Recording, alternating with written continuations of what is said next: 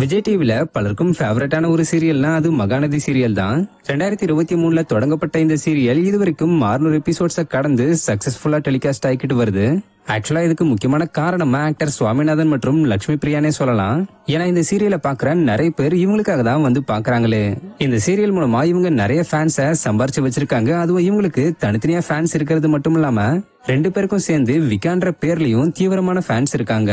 இப்படி இருக்கிற நிலையில காவேரியா நடிச்சுக்கிட்டு வர ஆக்ட்ரஸ் லட்சுமி பிரியா ஷேர் பண்ணிருக்கக்கூடிய இன்ஸ்டாகிராம் ஸ்டோரி ஒண்ணு அவங்க ஃபேன்ஸ் மத்தியில வைரலா பரவிக்கிட்டு வருது.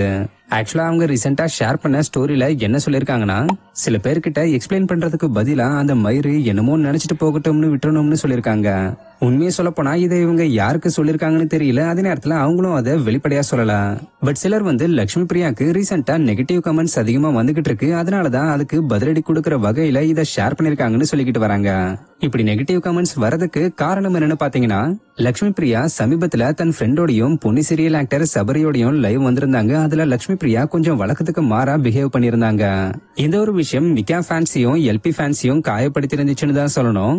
இதனால கடுப்பான சிலர் இதுதான் லட்சுமி பிரியாவோட உண்மையான முகம், இவ்வளவு நாள் இவங்க நடிச்சுக்கிட்டு வந்திருக்காங்க, இவங்களுக்கு சுத்தமா அறிவே இல்ல, ஓவர் சீன் போடுறாங்க, விகா ஃபேன்ஸ டீஸ் பண்றாங்க, சபரி வந்ததுக்கு அப்புறம் தான் இவங்க இப்படி பிஹேவ் பண்றாங்கன்னு இந்த மாதிரி அவங்க லைவ்க்கு கீழே பலவிதமான கமெண்ட்ஸ் வந்திருந்ததை பார்க்க முடிஞ்சது.